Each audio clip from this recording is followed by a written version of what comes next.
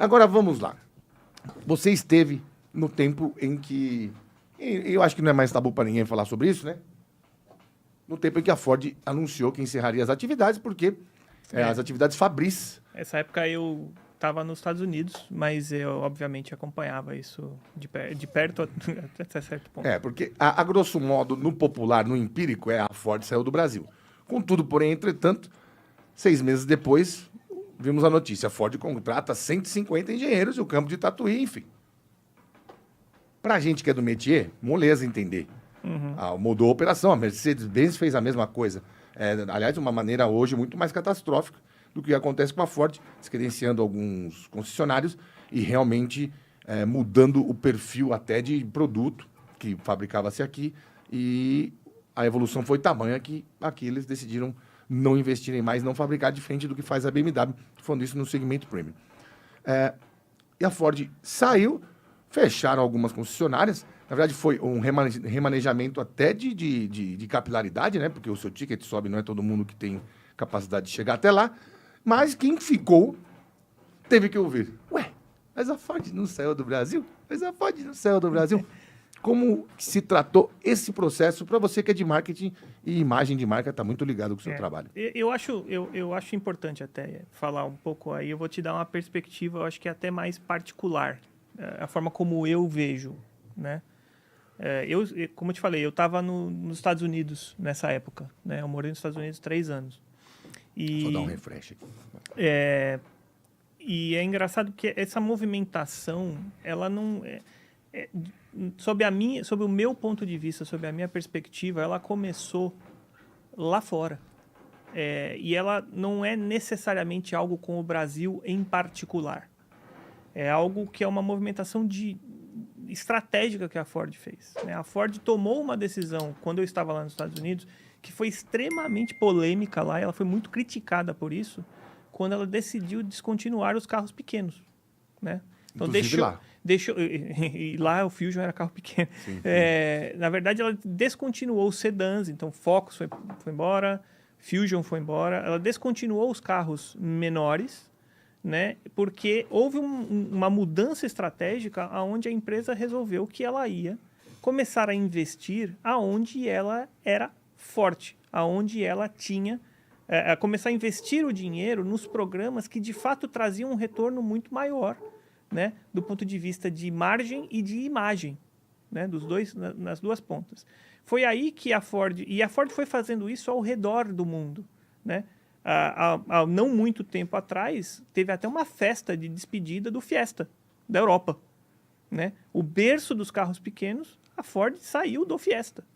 Que vendia pra cacete. Que vendia muito, que tinha muito volume. Mas foi uma decisão estratégica da Ford de ter o seu foco em segmentos diferentes, onde ela tinha tradição e força. Picapes, sem dúvida nenhuma, né? Muito forte, e SUVs. Que a Ford sempre foi muito forte em SUVs, né? Teve uma apresentação recente que eu fiz para vocês que eu falei, de 2012 até 2022, a Ford vendeu 24 milhões de SUVs no mundo inteiro. Então, muito forte. Então, ela começou a fazer uma readequação de onde ela ia colocar os investimentos em novos projetos para projetos que pudessem dar um retorno financeiro maior e um retorno de imagem também maior. E isso acabou chegando aqui também no Brasil, né? Porque se você olhar, quais foram os produtos que a gente descontinuou na região como um todo? Compactos. O hatch pequeno e o SUVzinho pequenininho, né? É óbvio que tem todo um outro contexto de como estava a operação já há algum tempo no Brasil, das dificuldades que a gente teve e tudo mais. Isso também entra, mas por isso que eu falei que eu queria dar uma perspectiva um pouco mais particular para isso. Para mim, isso tudo foi um grande movimento de várias engrenagens que a Ford fez em muitos lugares. A Ford também fechou plantas na Europa, né? A Ford também fechou plantas em outros lugares. Muito antes dessa reestruturação profunda, a Ford passou por um processo bastante parecido com esse que aconteceu no Brasil, na Austrália.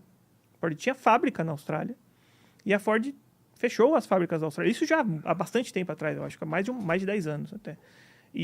Mas ela deixou um corpo de engenharia na Austrália.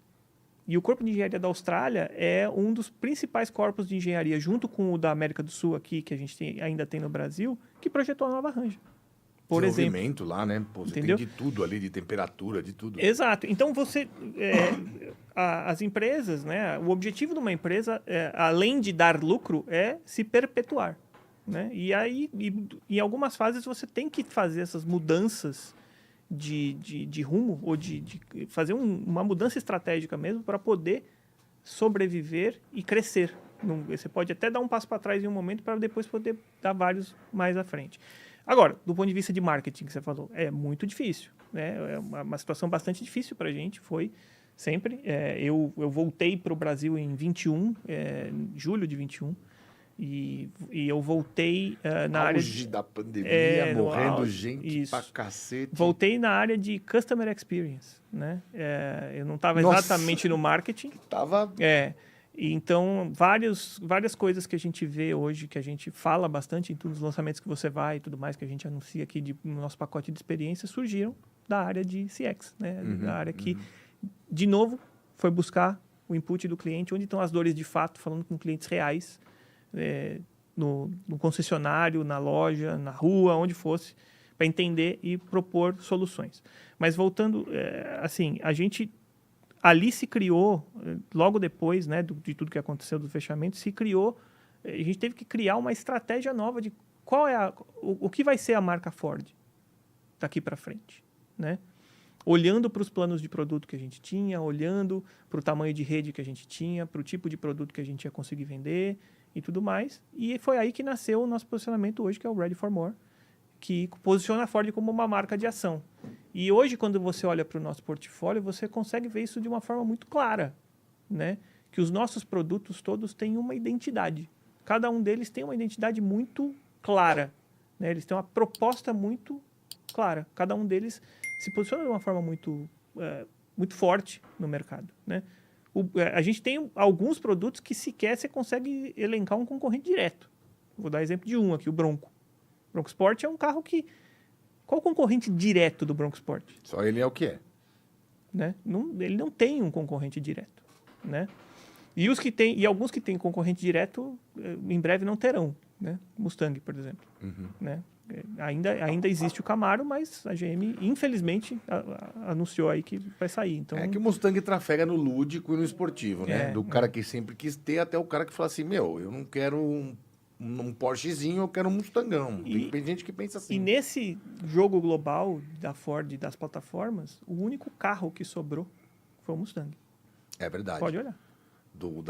Da velha guarda, por assim dizer. O único carro, né? Carro, que não é SUV, verdade. Que não é uma picape, que não tem uma silhueta diferente, é o Mustang. Foi o único sobrou que sobrou. E se multiplicou. Exato. Porque em breve conheceremos o Mach-E GT. É isso aí.